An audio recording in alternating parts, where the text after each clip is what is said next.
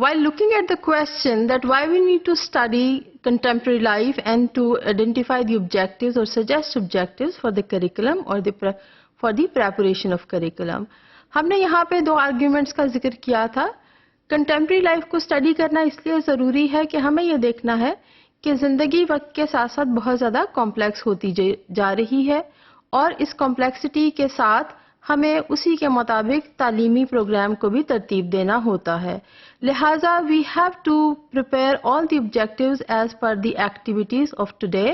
जिसमें हम मुख्तलिफ वोकेशंस और प्रोफेशंस की बात कर सकते हैं. जहाँ जैसे जैसे प्रोफेशंस कॉम्प्लेक्स होते चले गए, डिवीजन ऑफ लेबर हुआ, तो हमें उसी के मुताबिक मुख्तलिफ एक्सपर्ट्स की ज़रूरत है. बिल्कुल इसी तरह से एजुकेशन में भी हमें ये सोचना पड़ेगा कि हमें नई जनरेशन को तैयार करना है आने वाले वक्त के लिए. लिहाजा बहुत ज़रूरी है कि वो आज की सरगर्मियों से मुकम्मल तौर पर आगाह हों और फिर इनको फ्यूचर में उसके मुताबिक इस्तेमाल कर सकें.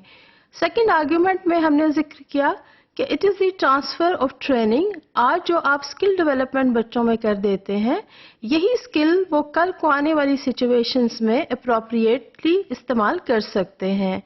The question was that if it is only the skill, then why do we need to study the contemporary life? Contemporary life को समझना इसलिए ज़रूरी है कि आज आप ट्रेनिंग अगर करते हैं प्रॉब्लम सॉल्विंग में, डिसीजन मेकिंग में, and looking into the responsibilities and rights as a citizen, then we have to look into that if these skills are being developed keeping in view what is the situation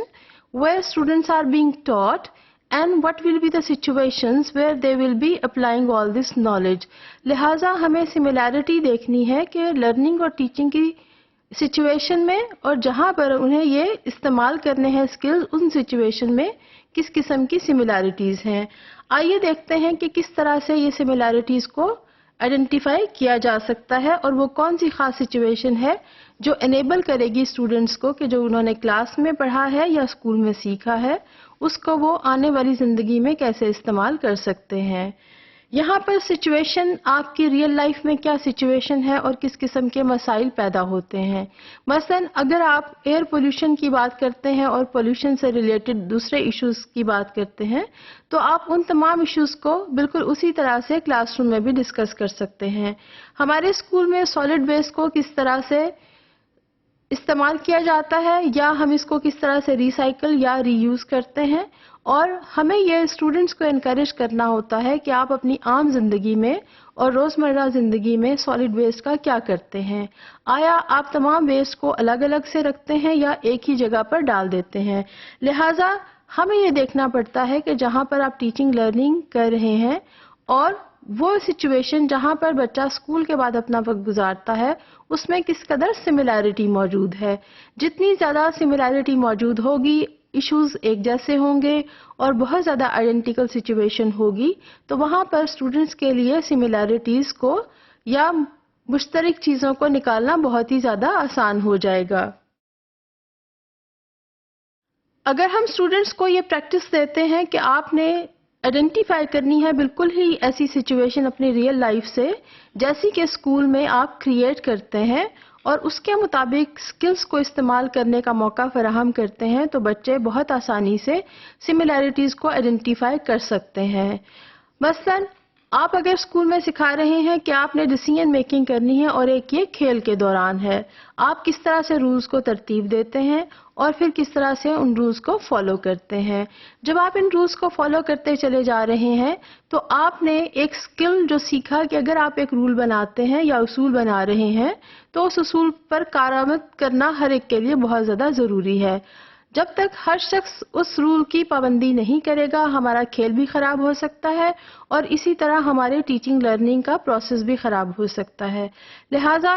skill development जब आपने की और आपने एक skill सीख लिया कि मुझे उसूल बनाकर उसको फॉलो करना है और ये उसूल हर शख्स पर एक ही तरह से लागू भी होता है. लिहाजा एक सिचुएशन क्रिएट की गई स्कूल में और अब हम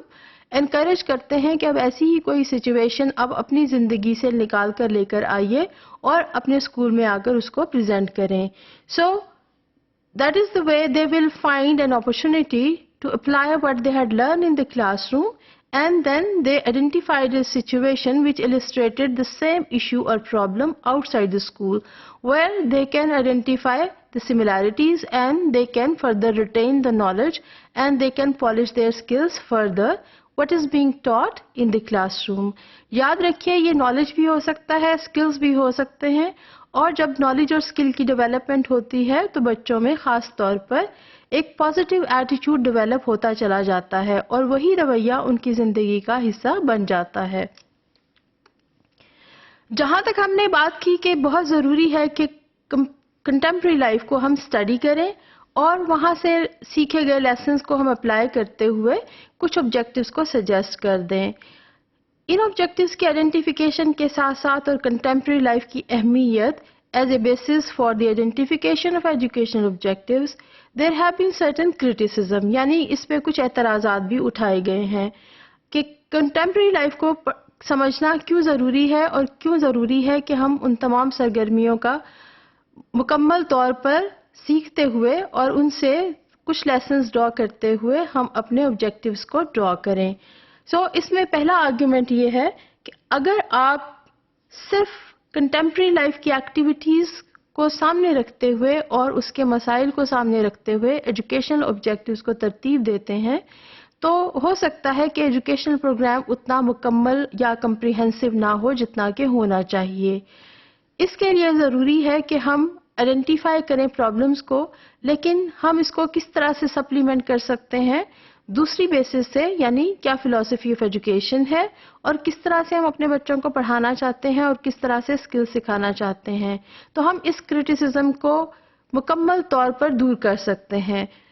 We have to be very careful that we are not suggesting an objective solely on the basis of what we are learning from the contemporary life. جیسے ہم نے learning of students as a basis for the identification of curriculum میں ذکر کیا تھا کہ اگر صرف اسٹوڈنٹس کی لرننگ کو بیسس بنا کے ہم آبجیکٹیوز کو آئیڈینٹیفائی کرتے ہیں تو اس سے بہت سارے مسائل کھڑے ہو سکتے ہیں. بالکل اسی طرح سے صرف کنٹمپریری لائف کی ایکٹیویٹیز اور اس کے مسائل اور اس کے اسکل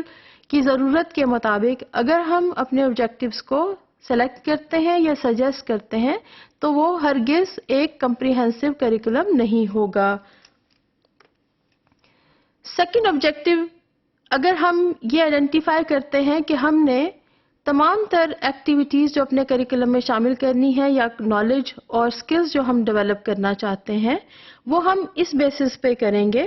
کہ آپ ان اسکلز کو سیکھتے ہوئے کل آنے والے پرابلمس کو سالو کر سکیں. Life is changing and the situation is changing and life is becoming complex and complex with the time. So students may not be able to solve all those problems which will crop up tomorrow. So we have to be very careful that we cannot say that all the skills they are learning today, they'll be helpful to solve the problems of tomorrow. So we have to be very careful while suggesting any objectives where we are saying the world is changing. ہمیں یہ بھی دیکھنا ہے کہ اس تبدیل ہوتی ہوئی دنیا کے ساتھ ساتھ اور یہاں پر اسکل اور نالج کی تبدیلی کے ساتھ ساتھ ہمیں کچھ اس طرح سے ٹریننگ کرنی ہے کہ وہ اس نالج کو آنے والے کل کے لیے مکمل طور پر استعمال کر سکیں, کیونکہ یہ اسکل ڈیولپمنٹ ہے جس کے لیے یہ ہرگز نہیں کہا جا سکتا کہ آج کا سیکھا ہوا اسکل کل کارآمد نہیں ہوگا. تھرڈ کرٹیسزم جو اس پہ کیا جاتا ہے وہ یہ ہے کہ ہم تمام تر ایکٹیویٹیز جو پیرنٹس کی ہیں یا ایڈلٹس کی ہیں ان کی بیسس پر ہم اپنے کریکولم میں آبجیکٹیو کو سجیسٹ کرتے ہیں. اگر ہم اس تمام ایکٹیویٹی میں اسٹوڈنٹس کے انٹرسٹ کو اوور لک کر دیتے ہیں تو یہ تمام آبجیکٹیو ہو سکتا ہے اسٹوڈنٹس کے لیے دلچسپی کا باعث نہ ہو. So we have to be very careful that if we are seeing that certain interest and needs are being identified by the adults, but we have to also put some pressure and we have to also look into the interests and the needs of the students, and we have to blend the two, looking into other aspects like what is the philosophy of education and what is the basis for the identification of objectives from the learner needs,